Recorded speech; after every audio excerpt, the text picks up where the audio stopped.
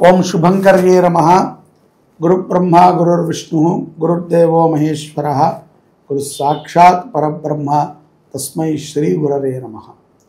आदित्याय च सोमाय मंगलाय बुधाय च गुरु शुक्रः शनिभ्यश्च राहवे केतवे नमः।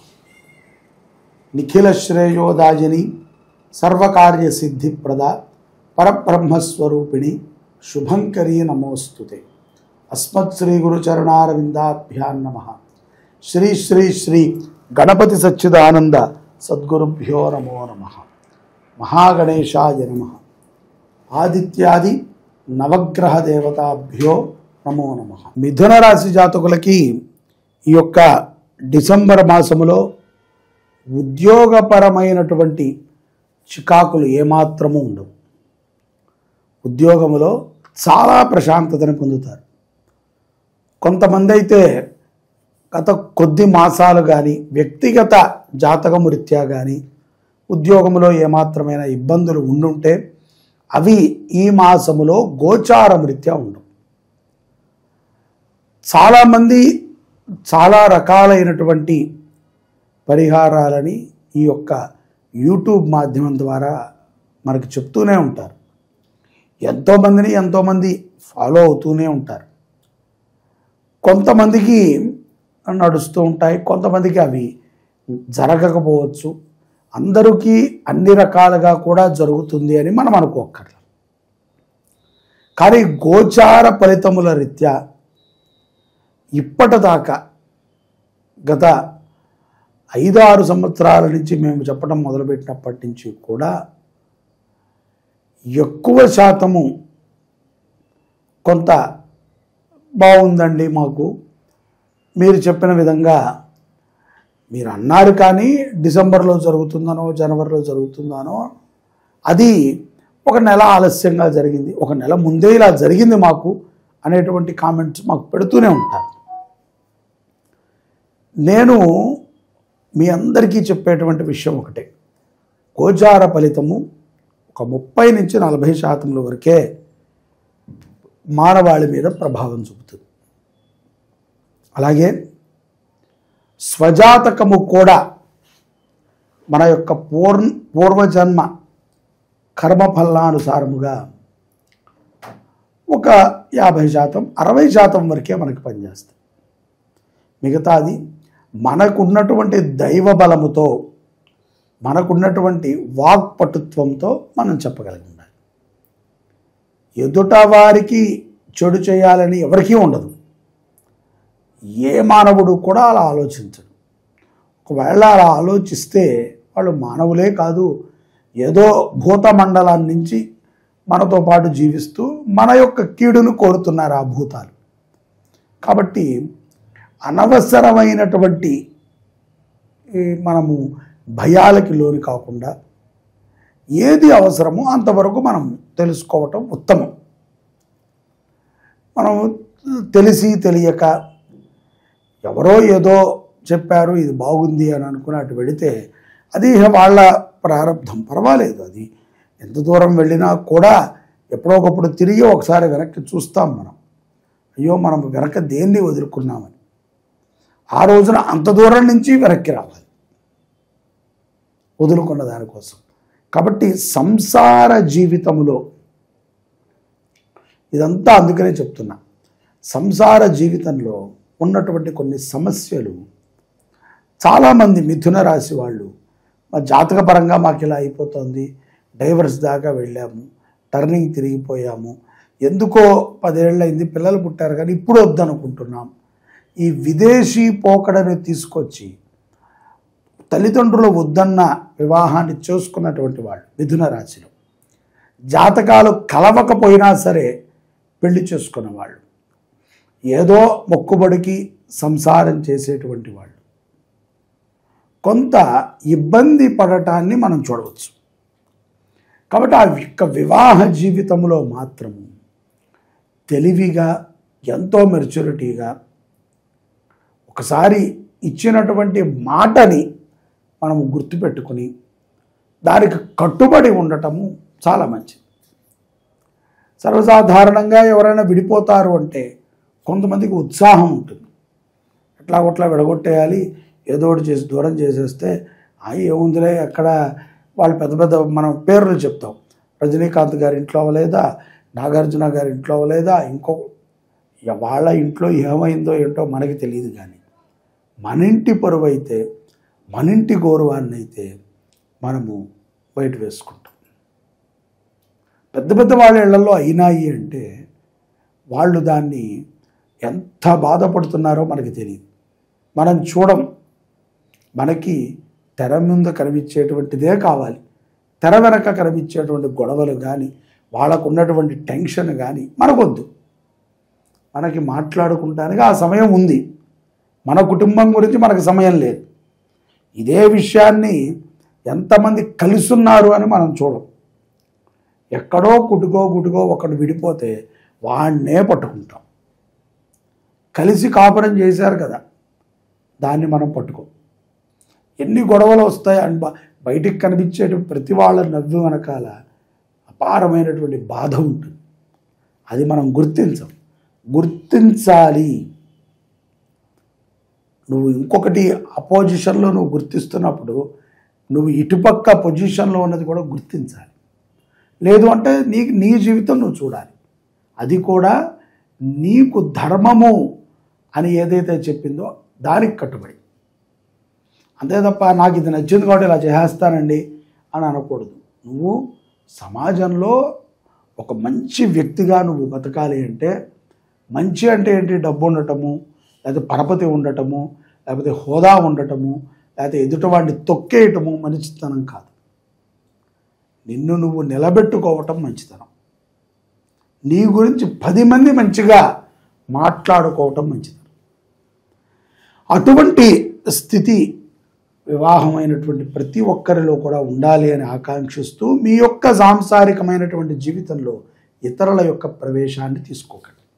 స్వజాతకాన్ని చూపించుకొని ఏది పరిహారము ఎలా చేయాలి అన్యోన్యంగా ఉండడానికి అది చెయ్యండి. విడిపోవటానికి పరిహారాలు ఏమీ ఉండవండి. అలా ఎవరైనా చెప్పి విడగొడుతున్నారు అంటే మీరు మీ అంత పిచ్చివాళ్ళు ఇంక ఈ ప్రపంచంలో లేరనే అర్థం. విడిపోవటానికి ఏముండవు, ఎక్కడైనా కలపడానికి ప్రయత్నం చేయటానికి, భగవంతుడు మీ మీద కరుణ చూపటానికి ఏదో ప్రాయశ్చిత్తార్థము ఒక పూజ ఉంటుంది అంతే. అలాంటివి చేసుకోవాలి. దేనికైనా ఏది నాశనం అవడానికి పూజలు ఉండవు. అది మనకి అనుకూలించడానికి, అయ్యా నేను పొరపాటున అతను ఇబ్బంది పడాలి అని కోరాను, దయతో నన్ను మన్నించు స్వామి అని చెప్పి స్వామిని వేడుకునేటువంటి పూజలు ఉంటాయి. వాటికి ఉంటాయి, ప్రాయశ్చిత్తాలే ఉంటాయి తప్ప ప్రాయశ్చిత్తం చేయడానికి మరొక ప్రాయశ్చిత్తం ఉండదు. కాబట్టి అలా ఎవరు మనకి సలహా ఇచ్చినది తీసుకోకండి వివాహస్తులు. అలాగే సంతాన విషయంలో కూడా శుభ పరిణామాన్ని పొందుతారు. విదేశీ ప్రయత్నాలు మిథున రాశి వారికి ద్వితీయార్థంలో బాగా కలిసి వస్తాయి. ఇక్కడ డిసెంబర్ 15వ తారీఖు తర్వాత నుంచి కొంత విదేశీ వెళ్ళి స్థిరపడాలి అనుకున్నటువంటి వారికి కొన్ని అవకాశాలు లభించడము, శత్రువుల పైన కూడా విజయాన్ని సాధిస్తారు వ్యాపారస్తులు. ఏముంటుందండి, శత్రువు ఎక్కడ మనకన్నా బాగా సంపాదించటం, లేకపోతే మన సంపాదనని వాడు దోచుకు తింటాం, ఈ రెండిట్లోనే శత్రువు ఉంటాడు. ఈ శత్రువు పైన విజయం అంటే ఏంటంటే ఆ శత్రువు కూడా మనల్ని చూసి బాధపడితే విజయమే. ఎట్లాంటి సందర్భంలోనైనా సరే వాడు ఆనందంగా ఉండడం కష్టం. వాడు బెంజ్ కారు కొన్నాడంటే వీడు దానికన్నా ఇంకా కాస్ట్లీ బెంట్లీ కార్ లాంటిది ఏదైనా కొనాలి. ఎంతసేపు ఇంతే. వాడు నీ గురించి చర్చించుకుంటున్నాడు అని చెప్పి నీకు వర్తమానం అందించేటువంటి నారదులు ఎవరైతే ఉంటారో వాడు సరిగ్గా ఉండాలి, అప్పుడు బాగుంటుంది. ద్వితీయార్థంలో శత్రువు పైన కూడా మిథున రాశి వారు విజయాలను సాధిస్తారు. నరఘోష ప్రభావం నుంచి కూడా బయటపడతారు. స్వజాతకాన్ని పరిశీలన చేసుకోండి. ఈ యొక్క మాసములో గోసేవని చెయ్యండి మిథున రాశి వారు. ఆ 12 రాశుల వారు కూడా చెయ్యొచ్చండి. గోవుని రక్షించని వాడు ఎంత సంపాదిస్తే ఏం సుఖం. ఒక్క సంవత్సరమైనా సరే గోమాతని దత్తత తీసుకుని పోషించలేనటువంటి మనము దేనికి ఉపయోగపడలేము. మన నుంచి సమాజానికి ఏమిటి ఉపయోగం, మనం ఏంటి చేస్తున్నామనేది మనం ఆలోచించుకోవాలి. నిరుద్యోగులకి కూడా శుభవార్తనే వింటారు. అలాగే కుటుంబ సంబంధాలు మెరుగుపడతాయి. పోలీస్ స్టేషన్ వ్యవహారాల నుంచి బయటపడతారు ద్వితీయార్థంలో మిథున రాశి వారు. అలాగే గృహముకు సంబంధించినటువంటి కొన్ని ప్రయోజనకమైనటువంటి పనులని వేగంగా చేస్తారు మిథున రాశి వారు. ఇక్కడ స్త్రీలు ఎవరైతే మిథున రాశిలో ఉద్యోగం చేసేటువంటి స్త్రీలు ఉన్నారో వారు కొంత జాగ్రత్తగా ఉండాలి. శత్రు భయం ఎక్కువగా ఉంటుంది వాళ్ళకి. ఎవడైనా ఇబ్బంది పడతాడేమో, ఏదైనా మాట్లాడతాడేమో, ఎక్కడైనా మనం దొరకపడతావేమో అనేటువంటి ఒక కంగారులో వీళ్ళే దొరికేస్తారు. కాబట్టి కంగారుని పడకండి. నవగ్రహాలని బాగా ఆరాధన చేయండి. నవగ్రహ స్తోత్రాన్ని ఈ మాసము డిసెంబర్లో పూర్తిగా ప్రతిరోజు వినండి.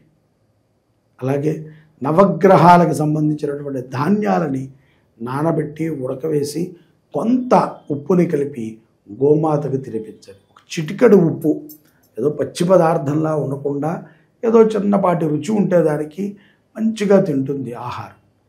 గోమాతకి నవధాన్యాలని, ఏ ధాన్యాలు దొరుకుతాయి కదా, వాటన్నిటిని కూడా ఉడకపెట్టి చక్కగా చల్లారిన తర్వాత కొంచెం ఉప్పు వేసి చక్కగా మీ చేత్తో నవగ్రహ స్తోత్రాన్ని చెప్తూ కలుపుతూ ఆవుకు తినిపించండి. నవగ్రహ బాధల నుంచి బయటపడతారు. ధనకటాక్షం అభివృద్ధి చెందుతుంది. ఆరోగ్యం బాగుంటుంది. డిసెంబర్ మాసంలో శుభ పరిణామాలని మిథున రాశి జాతకులు పొందుతారు. శివాయ గురవే నమః. ఈ యొక్క మార్గశిర మాసము చాలా విశేషమైనటువంటిది. ఈ యొక్క మార్గశిర మాసములో ఆరుద్ర నక్షత్రము మరింత గొప్ప విశేషమైనటువంటిది. డిసెంబర్ 7వ తారీఖు ఆరుద్ర నక్షత్రం. ఈ రోజున శివుడు జన్మించినటువంటి, అంటే శివుడిని బ్రహ్మ విష్ణువు పరమేశ్వరుడిగా గుర్తించినటువంటి రోజు. దీనికి చరిత్రలో చాలా గొప్ప పురాణాన్ని నిక్షిప్తం చేసి పెట్టారు. శివ పరంపర ప్రారంభమైనది ఎప్పుడయ్యా అంటే మార్గశిరములో వచ్చినటువంటి ఆరుద్ర నక్షత్రం. ఆ నక్షత్ర ప్రమాణం, అందుకనే ఇది శివుని యొక్క జన్మ నక్షత్రము అంటారు. ఇప్పుడు ఒక్క శివరాత్రి మనము జాగారం ఉండి శివనామస్మరణ చేస్తేనే కోటి జన్మ కృతం పాపం అంటున్నాం. అలాంటిది మార్గశిర మాసములో ఆరుద్ర నక్షత్రము రోజున శివ దర్శనము చేసిన, శివస్మరణ చేసిన, శివుడికి అర్చన చేసిన, శివాభిషేకాన్ని చూసిన, శివుని యొక్క నామాన్ని విన్నా మనకి పునః భూలోకం మీదకి వచ్చే అవకాశం లేదు. ఎందుకంటే అంత గొప్ప పుణ్యం.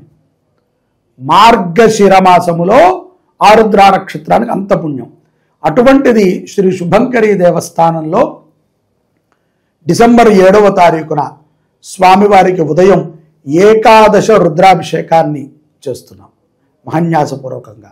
దానితో పాటుగా నందీశ్వరుడికి కూడా చేస్తాం.